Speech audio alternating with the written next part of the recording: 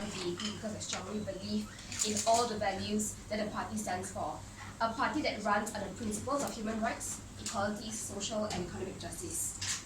Being a young activist that's incredibly passionate about serving the young people in Malaysia, I hope to be able to play a role in looking into policies and legislations for the underprivileged and downtrodden while elevating the voices of Malaysian youth and giving them a platform to be heard and have their voices counted for.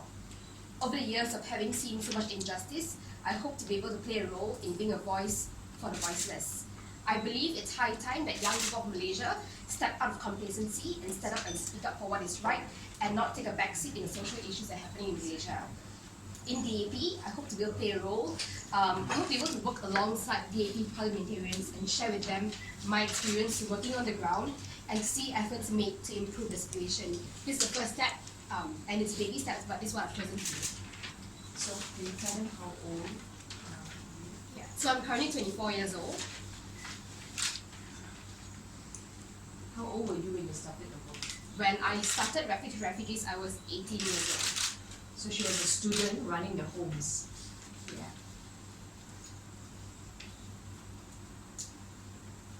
So this is not a sudden decision. So she contacted me last week, last week. Last week, and she said, I'm now ready to join the DAP. Yeah.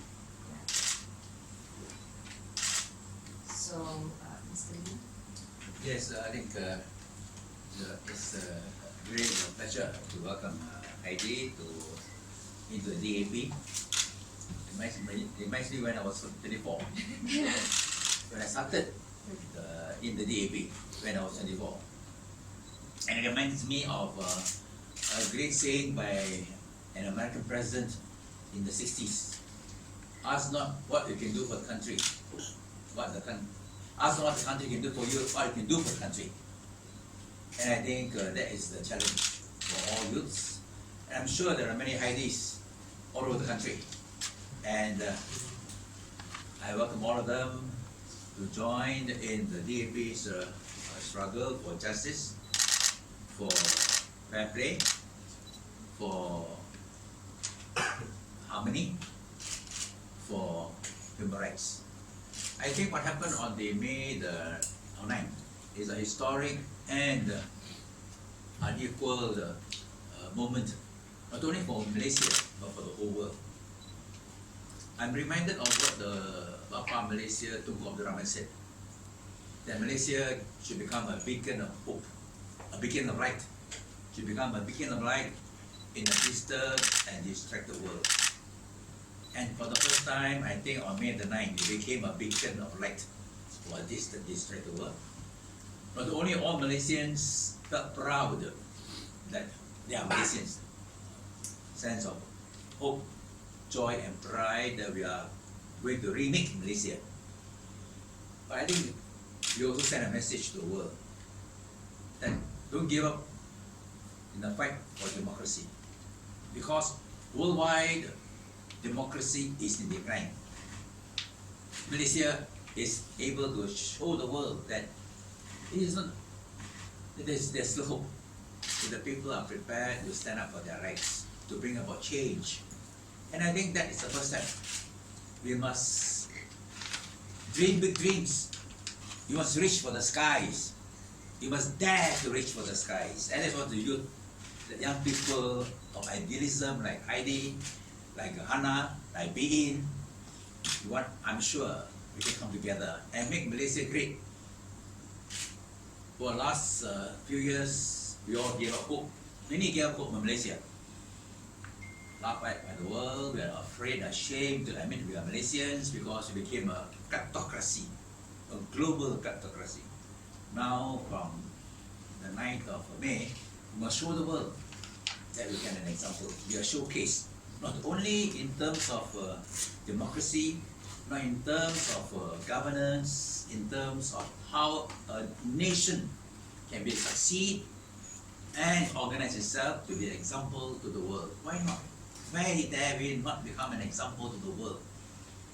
So I think that's what the Heidi's joining the DAP is significant. a challenge to all Malaysians, regardless of race, regardless of religion, regardless of region, and regardless of status, to come and play their role for the country. We all, I'm sure all of us love this country. All of us have something to give for this country. And I think May the 9th is the beginning where all can play a role to remake Malaysia. Decided to join the DAP. It is really a time now to recruit young women who are practitioners in their field. So, at the age of 18, she was already looking at human rights issue, a practitioner to join, and the ladies' wing in all these political parties must not be reduced to just playing complementary roles of house visits. It's time that we step forward. Young ladies have something to offer, and the first thing we're going to do is to organize a briefing for Heidi to brief our parliamentarians as to the challenges in some of these minority groups, challenges that they are facing in Malaysia, and how we can, as parliamentarians, work on legislation reforms to help give some kind of relief to these groups of people. Yeah. So I think that's the first step Heidi will be doing to help the parliamentarians in DAP, so that we are more informed, because these are practitioners and people who are already on the field, saving babies, working. They know the condition in these detention centers, what are the challenges, the bureaucracy that is involved, for us to hear from her. So this is her form. She's going to hand it now to Mr. Lee. Okay. Before we attend to your interrogation.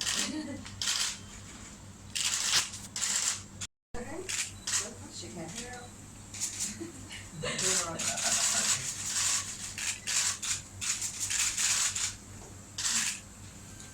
How many of y'all in the outfit? We have a team of about 7 people with us, but 3 of us who are really on the ground, going to schools, looking to cases, looking to communities. Besides Myanmar, would the IFCR consider helping out refugee schools in other countries? Yes, definitely. So we don't just focus on Burmese refugees. We work mostly Burmese refugees simply because they're the 90% of Malaysia. So 90% of refugees in Malaysia are from Myanmar, but we do work with Pakistani families, Syrian families, Filipino families as well.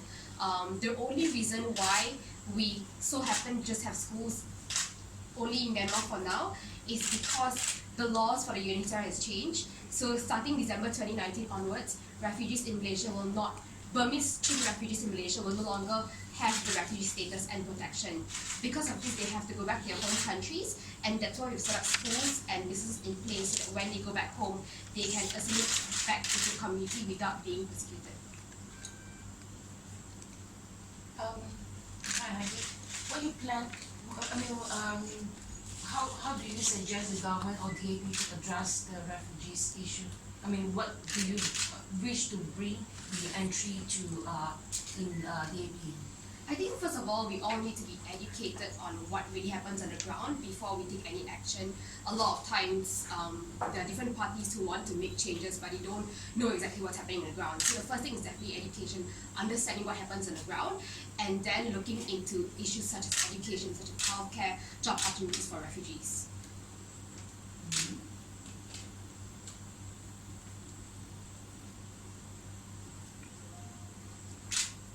I'll rope Heidi into the women's group in DAP, because we really give a lot of freedom to our members to plan the kind of activities they want. If they are passionate about cooking, they can. If they are passionate about exercise, they can. But if they are passionate about refugees and human rights, then we also give avenue for them to do forums, to organize talks and give leaflets. So it's really up to their imagination. And that's why it's a call for young people who feel that they want to take one more step. And not just work as NGO, but they want to help with legislation, for example, then joining a political party is the next step. Yeah. You're 24 now, joining DAP, getting a head start. Where do you see yourself in 5 years' time? What are your aspirations with regards to helping more Yeah, definitely being more involved in policy making and looking into legislations. That has always been the dream for refugees. From the very beginning when we first started, our goal would always be to first look into the issues on the ground, understand what's happening within the communities, then look into how we can put policies in place to better support these communities. You're talking about, since you talk about policy making, what are the policy that you have in your mind that can help betterment of the refugees? I think, first of all, it would be really looking into equal opportunities for all, maybe looking into the possibilities. Equal opportunity for all refugees or For all kids basically. So 40%. Currently, I think we've got about 40,200 refugee kids in Malaysia who are of the refugee status, and because they're of the refugee status, they don't have access to education. So these kids are below 18 years old and they don't have access to education. They're either waiting to be resettled or to be sent back to their home countries. But this process can often take 5 to 10 years, and they go 5 to 10 years without education. So one of the things that we're really hoping to do is to get opportunity to send these refugees to maybe even government schools. Basically, what we're really passionate about is to integrate these refugee communities within our local communities and to see how our local communities can better support them. We believe that the refugee communities have plenty of skills to offer and plenty of values to pass on as well. And it would be healthy for even our kids, our privileged kids, to mix with refugee kids, understand their culture, understand their background, understand the conflict that happens back home, just for them to gain a better understanding as to what's happening outside of Malaysia. I believe that when we put these communities together, when we mix the privileged and underprivileged communities, there's so much they can learn from each other. Heidi, sorry. Yeah. Apart from refugees, what other things are you passionate about? I'm passionate about migrant work. I'm also very passionate about sex trafficking, women who are involved in prostitution. And Fabiana, do you hope to rope in more activists into the? I think it's not about just pushing the volume in, but working with people who feel that this is the next step for them. That's important. Otherwise, you're just having numbers, but no quality, or people who are not really keen to pursue this. So when you have a young person like that, I think for my role as the vice chairman is to give them more platform for them to learn and give them more opportunities to serve. And also to learn from them. I love the renewal process in the DAP. I'm 39, turning 40. I joined when I was 20. I joined when I was 28. And there's so much I can learn from a 24-year-old today because she's the expert in this field. Yeah, she's recognized by UK. So this learning process, I think, is important, and the renewal in the DAP is very remarkable. That we constantly give space to younger people to serve and to give them platform to pour out whatever they are good at. Yeah. Okay. There's one more boy I want to invite. Can we get Irvin in? His father sent me an email and said this boy has been following the news of general election. Yeah, and he's very passionate about what's happening in Malaysia. And when he heard about Tabung Harapan, he told his father that he wants to donate his piggy bank to Tabung Harapan. We don't know how much is inside. He's going to go back, count, and he's going to do a bank in. But I thought it's meaningful today for Irvin to symbolically hand the piggy bank to Mr. Lim and as a symbol of his contribution, a younger person. So I'm just going to ask Irvin to share with you why he wants to do this. I would like to donate this piggy bank to Tabung Harapan because after G14 I was following up with news, especially Exo Awani and Bernama, and I saw Malaysia had need. So I decided to give this piggy bank to Tabung Harapan. How long have you been saving this? I've been saving this money for 6 to 8 months. 6 to 8 months.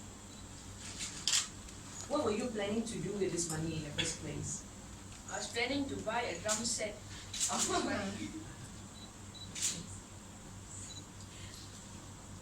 Anything else you want to tell me? Yeah, so he's from Sekolah Kebangsaan Bukit Rimau. So this is the beautiful thing about Malaysia after May 9. The young and the old all want to play their part just to make this nation better. Yeah. Any I mean, the government is going to abolish the entire law, and then we feel that there's a need to bring it back.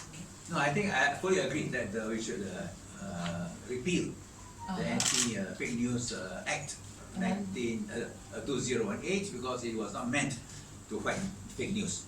It was meant to institutionalize and ensure that the Najib's 1MDB scandal is not exposed.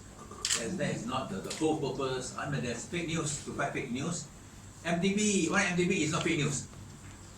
The whole purpose of the Anti-Fake News Act was to make 1MDB a fake news. And therefore, if you expose 1MDB, you are therefore guilty of a crime under that act, which is of course ridiculous. The whole world knows that the 1MDB scandal is one of the greatest failures of Malaysian government, turning Malaysia into a global kleptocracy, and it is not fake news at all. And I'm glad to see that the Pakatan Harapan government in its 1.5 months is doing all it can to ensure we get to the bottom of this 1MDB scandal, without which we cannot turn the corner to become a leading nation of integrity. Okay, but you plan to bring it back? No, but I think there is a need to fight fake news because in the social media, even in the printed media, there's a lot of lies, fake news, and false information, which must not be allowed to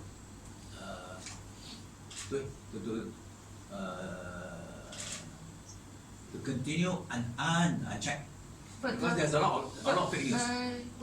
I need to ask this. Previously, opposition, Pakatan Harapan lawmaker leaders used to say assisting laws is enough to curb whatever. No, I think that's something to be.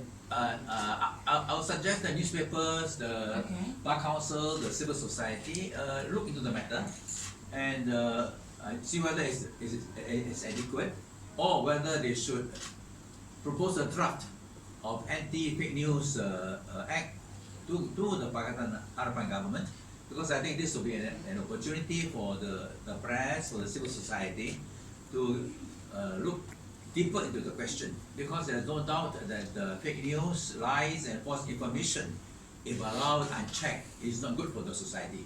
So And then you have the report in other countries where even newspaper editors feel that there's a need for legislation to fight the fake news. So I So think, this is so not a that means legal- either repeal the current. No, I think we repeal. Do it. As for the existing Anti-Fake News Act, as I said, the whole objective was to institutionalize and to protect Najib from 1MDB expose. So we don't want that. And the whole thing is an instrument of repression by the powers that be against honest reporting. And all the press in Malaysia are victims. Before the 14th general election, most of the press did not touch 1MDB. So we have to liberate the press because we do not want 1MDB to become a subject which is regarded as fake news. So we want to help the press, we want to liberate the press, and I think, but fake news is a problem. But 1MDB is not fake news. So there's the fake news, there are lies and false information which must be checked, especially on the era of internet. So Just to check previously you guys said that the existing law is enough. But I mean, there's now you something feel for that the press there is, to have a there is a relook. need. Let's have a relook. what Relook at the is whole thing. lacking in the news, in the existing law?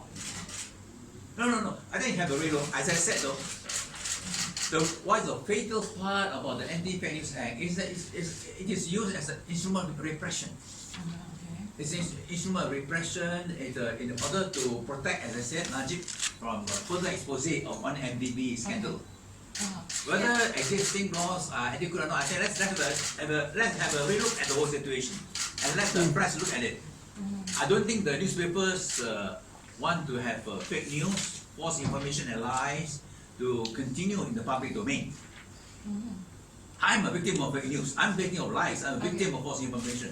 For just can you name few examples that what current law cannot address? No. I think that, I'm asking the newspapers to have a relook to say that there is a need to fight fake news, whether it's sufficient. I don't think it is really adequate because, as I said, otherwise I would not be a victim of fake news for the last few decades. I'm virtually regarded as a traitor until 9th of May, when I'm regarded as a decent, desirable character. Has that been discussed in Pakatan Harapan? No. That is my personal view. Okay. Maybe, so that means you're saying, I do away with the present oppressive fake news I think the one must be repealed. and relook at the And existing relook laws, and ask the newspapers. whether we need to tweak the existing laws. No. Look at the whole question of fake news, the whole question of lies and false information making their rounds in the printed and social media, and how best Malaysia can deal with this problem. Whether it's new, Look at how other countries are dealing with the problem. whether it's new laws or whether it's Yeah, whether there's a total new law, but how to deal with fake news, laws, and lies. But this is definitely not going to be a political tool, right? It should not be a political tool. It should not be an instrument of repression. It should not be used in order to curb the press. It should Opposition. liberate the press. The opposition. It should not be. I believe that after 52 years, that we should encourage a democratic culture and democratic environment, including encouraging the opposition to be effective and constructive one. Okay. Yeah. Maybe. I mean, Anwar, the Rashid Anwar was saying, Wabi Guaning, not to make any expose anymore, leave it to his colleague, but the reason for it because he need to assure the confidence of the investor. Do you agree with such a statement? I think Guaning has replied. Yeah. Guaning has clarified. But do you- That is sufficient. But I believe that that there's a need to build a new Malaysia. We must be able to undo all the wrongs of the past. And I don't think, as a matter of principle, I'm not referring to the issue that you are referring to. As a matter of principle, I think we should bring to the public attention all the wrong scandals and corrupt practices of the past. In order to be able to create a new Malaysia, we must be committed to create a zero tolerance for corruption Malaysia, and that is important. So it's okay to expose it. Go ahead, expose. I've been exposing all the wrongs in my last 52 years. I don't think there's anything wrong with it. So the minister is okay also. Yourself. I think if they are the one who knows about it, they should be exposing it instead of being later on be grilled by the opposition and make them as if they're responsible for it, isn't it?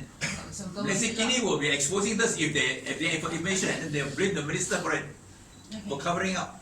Do you see anything? I mean, negative in that expose because I think there are plus and the minus. confidence of investor. There are plus and minus, Investment.